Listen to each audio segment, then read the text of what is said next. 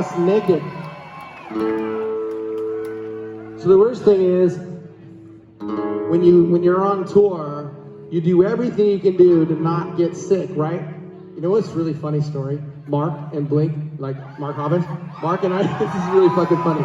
We used to meet fans, like, fans would come up to us like on the street and shit, and they would shake our hand, and we thought it was funny to pull out that fucking Purell wheel. Yeah, nice to meet you, yeah. You know, we'd shake their hand.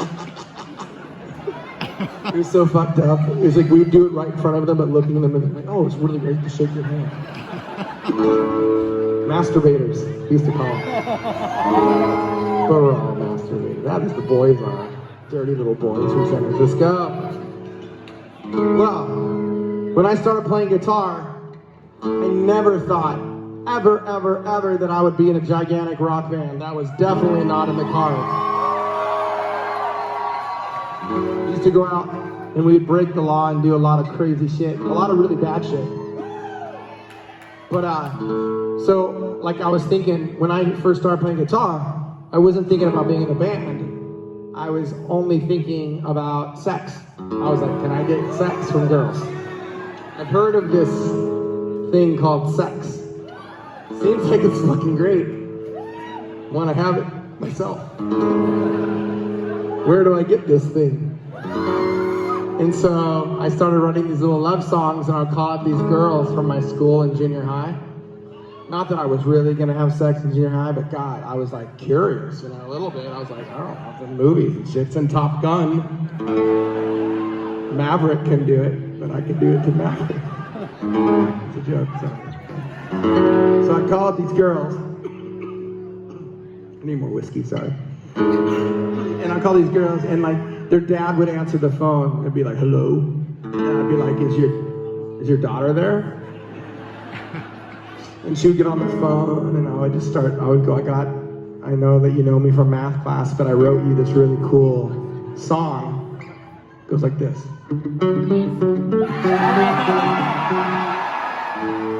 You know, like the early Blink songs, they were the most romantic. They were romantic because it was from our heart, okay? They didn't finger pick the way Alon finger picks. They were just more like that, you know? Well, you know, I remember when I was a sophomore in high school, it was Christmas, so I went to this girl that I kind of liked in high school, and I got the fucking balls to walk up to her, and I said, this shithead is speaking in my ears right now. Get away from the microphone, dick. No jokes during my jokes. You know what he just did to me? He comes in, Alon's favorite joke is out of nowhere, you just go, hello there. Well, anyways, back to my story. Okay, back to my story. It's Christmas. I get the balls to ask a girl on a date. And I walk up to her and I said, hey, would you like to go on a date tonight with me? And she says, oh, I'm sick. And I was like, all right, whatever. So that night, I dressed up like Santa Claus for a family Christmas party. I was a skinny 16-year-old Santa. And at the end of that party, I went out and bought some flowers, and I bought a get well card for this girl, being the young man that didn't get the hint she didn't want to go out with me. I didn't know. Fuck, I thought she was fucking sick. What are you laughing at, shitheads? And then I went to her house, and I knocked on the door. And guess who answered the fucking door? Her dad. And I said, hi. And he answered the door, and he's probably like, what the fuck? 16-year-old Santa, I don't believe it. Let me believe it. I said, hey, is so-and-so there? And he says, no, she's out with her friends.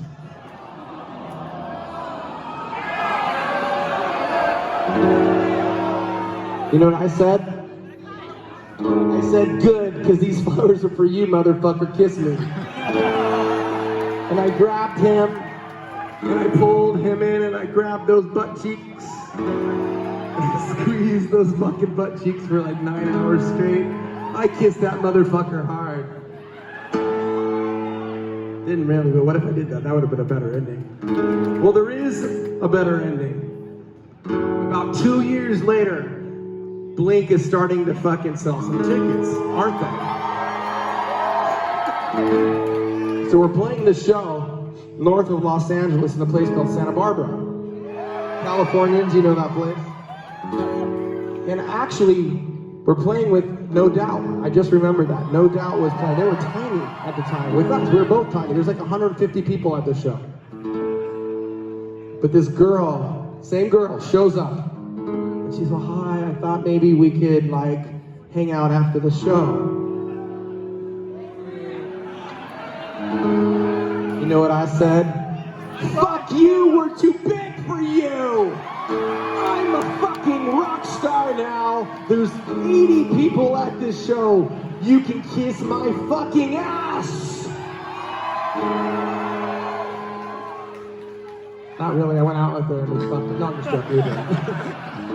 Nah. But I never thought I'd be in a band like that, so that was, Blink got big and like, it took about 30 million records till I became handsome, apparently. 40 million if you round up. It's more like 80 million records made me really handsome. We sold 380 million albums. It was insane. It's weird how rock and roll makes you better looking. We all know the bands we're talking about. All right, so this is me procrastinating. Let's sing a song. Where are you? And I'm so sorry.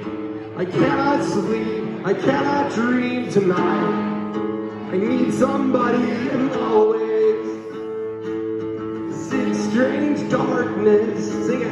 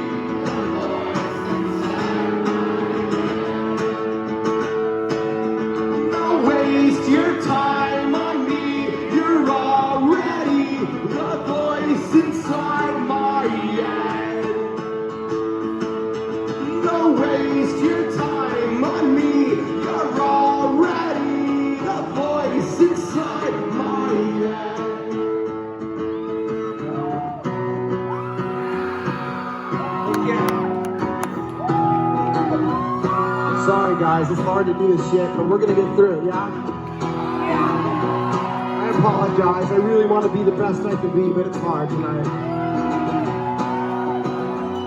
Okay, so Angels and Airwaves comes along, and I want to do something more about emotion, spirituality, seeing the world differently, and seeing yourselves differently, making your life something bigger than you thought it could be.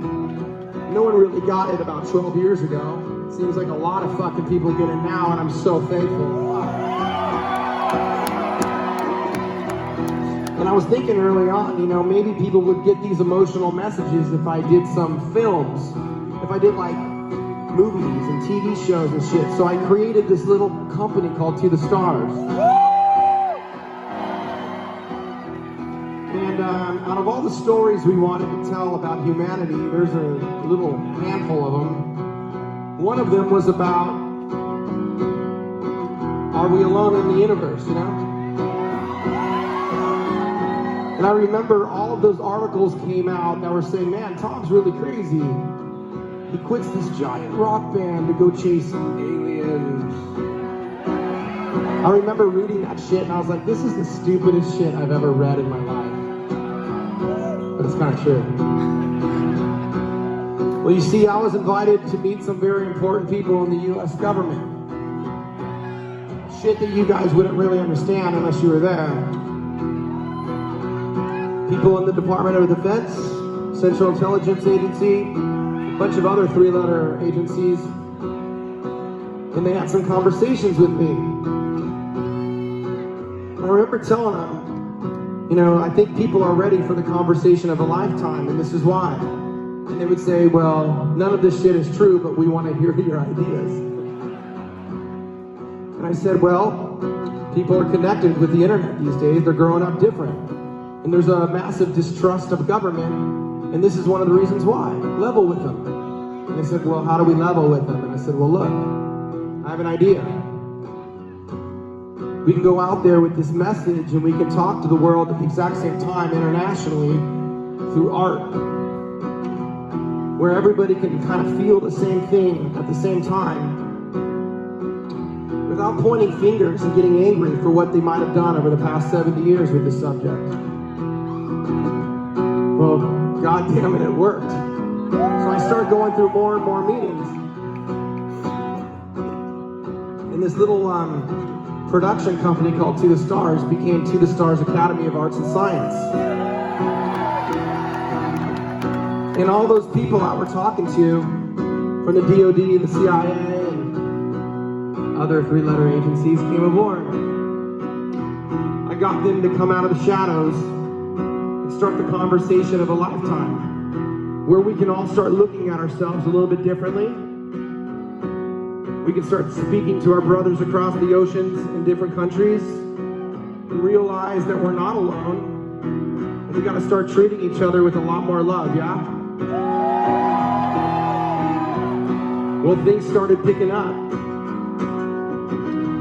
And maybe 2 weeks ago, you saw some articles in the newspaper. The U.S. Navy came out and started saying some stuff. I'm here to tell you that's just the beginning.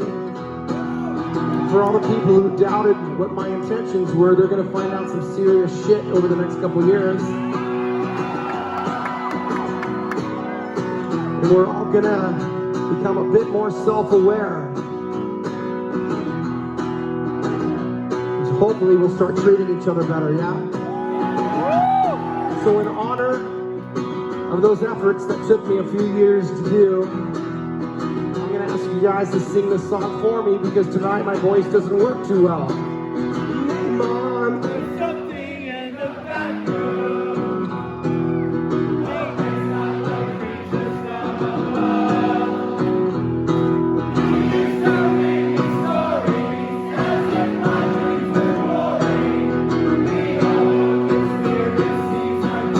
No, they're not.